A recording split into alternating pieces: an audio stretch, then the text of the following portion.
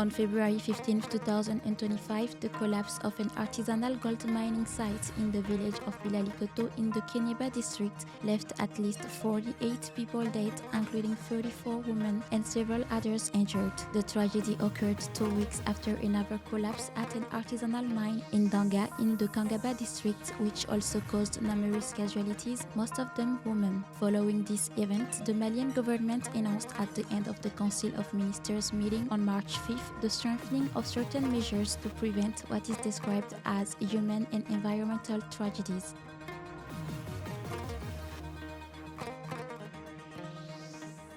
On May 13, 2025, political parties and political organizations were dissolved following an extraordinary Council of Ministers meeting. Earlier the same day, the law repealing the Charter of Political Parties and the status of the political opposition was promulgated by Mali's transitional president.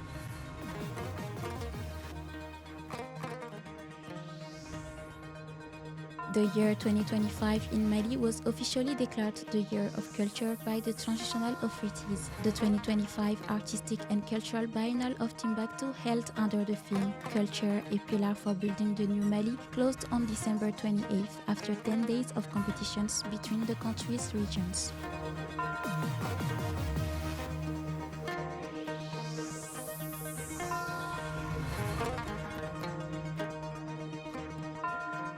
Since April 2025, the Koro district in the Bajangara region has seen a massive influx of refugees from Burkina Faso. According to the United Nations High Commissioner for Refugees, UNHCR, nearly 15,000 people have settled in the area, effectively doubling the number of refugees already present.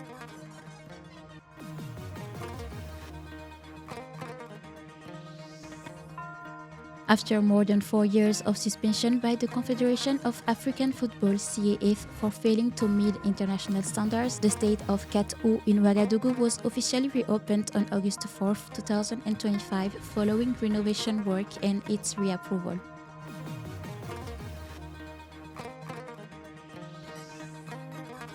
On Monday, August 18, 2025, the Burkinabe government declared the United Nations Resident Coordinator persona non grata in response to a report by the UN Secretary-General on the situation of children in armed conflict in the country.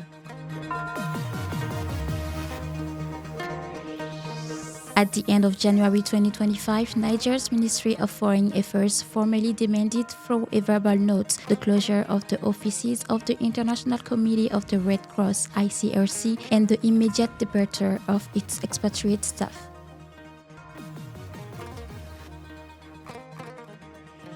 In Niger, the National Conference for Refundation was held in Niamey from February 15 to 20, 2025. At the end of the proceedings, several recommendations were adopted, including the determination that the refundation process would last 5 years, renewable depending on the country's political and security situation. The charter, promulgated on March 26, states in the Article 39 that members of the defense and security forces are prohibited from exercising trade union rights.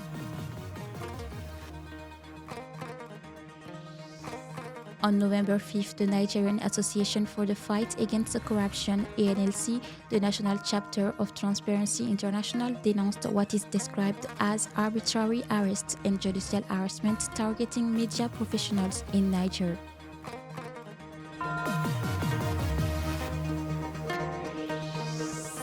In a joint statement published on March 18, 2025, Mali, Burkina Faso and Niger announced their withdrawal from the International Organization of La Francophonie (OIF). The three countries denounced what they called the selective application of sanctions based on geopolitical considerations and a disregard for their sovereignty.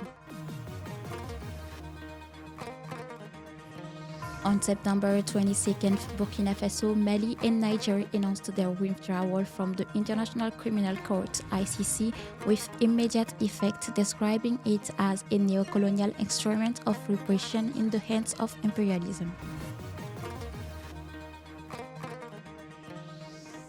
On December 23rd, the Confederal Bank for Investment and Development (BCIAES) and AES Television were officially inaugurated in Bamako during the second Summit of Heads of State of the AES Confederation.